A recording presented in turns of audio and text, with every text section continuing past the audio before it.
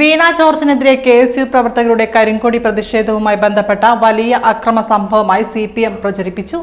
25 ലക്ഷം രൂപ വീതം സർക്കാർ KSU പ്രവർത്തകർക്ക് നഷ്ടപരിഹാരം നൽകണമെന്ന് TO മോഹനൻ പറഞ്ഞു.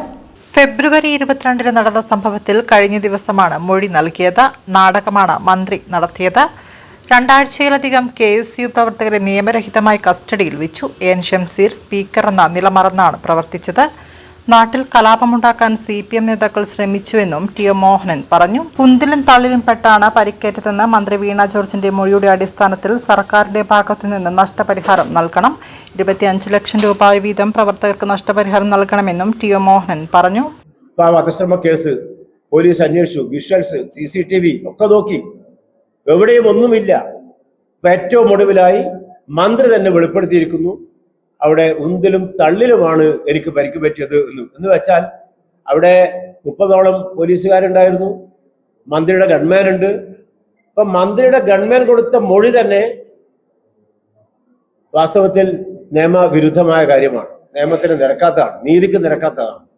അതിനെ ഒരിക്കലും തള്ളി പറഞ്ഞിട്ടില്ല മന്ത്രി. അതിന്റെ അടിസ്ഥാനത്തിൽ 15 ദിവസത്തിലധികം ജയിലിൽ കിടക്കേണ്ടി വന്ന ആ 5 പേരും അവർക്ക് സർക്കാരിന് ബാധ്യതയുണ്ട്, അവർക്ക് നഷ്ടപരിഹാരം കൊടുക്കണമെന്നുള്ളതാണ് ഞങ്ങൾ ആവശ്യപ്പെടുന്നത്.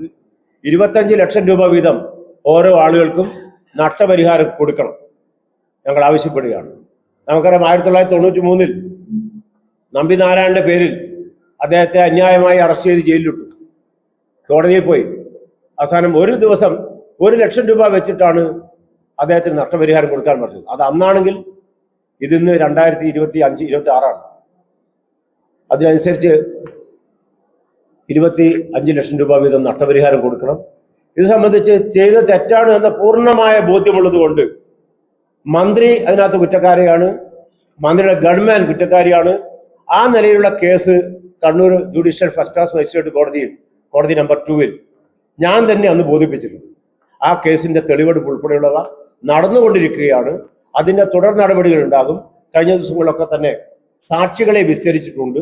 ആ കേസ് അതിൻ്റെ നല്ല നിലയിൽ തന്നെ കൊണ്ടുപോയിട്ട് അർഹതപ്പെട്ട ശിക്ഷ അവർക്ക് വാങ്ങിച്ചു കൊടുക്കാൻ ആവശ്യമായ നടപടി സ്വീകരിക്കും. ഇത് സർക്കാർ അവർക്ക് കൊടുക്കണം. കൊടുക്കുന്നില്ല എങ്കിൽ ഹൈക്കോടതി വരെ പോയി ഇവർക്ക് നിയമ പരിരക്ഷ ഉറപ്പാക്കി ആ നഷ്ടപരിഹാരം വാങ്ങിച്ചു കൊടുക്കാൻ ആവശ്യമായ നടപടി സ്വീകരിക്കുക തന്നെ ചെയ്യും. മാത്രമല്ല ആ സംഖ്യ ഈ മന്ത്രിയിൽ നിന്നും ഗവൺമെന്റിൽ നിന്നും വ്യാജമായ തെറ്റായ രൂപത്തിൽ കേസ് രജിസ്റ്റർ ചെയ്ത പോലീസ് ഉദ്യോഗസ്ഥന്മാരിൽ നിന്ന് ഈടാക്കാൻ ആവശ്യമായ നടപടി കൂടി സ്വീകരിക്കണമെന്നാണ്. ആദ്യം ഇത് ഗവൺമെന്റ് കൊടുക്കണം. ഗവൺമെന്റ് ഈ പണം തെറ്റായ രൂപത്തിൽ ചെയ്ത് ദുർവിനിയോഗം ചെയ്തതിന് ഇവരിൽ നിന്ന് ഈടാക്കണം. അതിനാവശ്യമായ നിയമപരമായ കാര്യങ്ങളുമായിട്ട് ഞങ്ങൾ മുന്നോട്ട് പോകുക തന്നെ ചെയ്യും. ഒരറ്റം പോലും പിന്നോട്ട് പോകുന്ന പ്രശ്നമില്ല.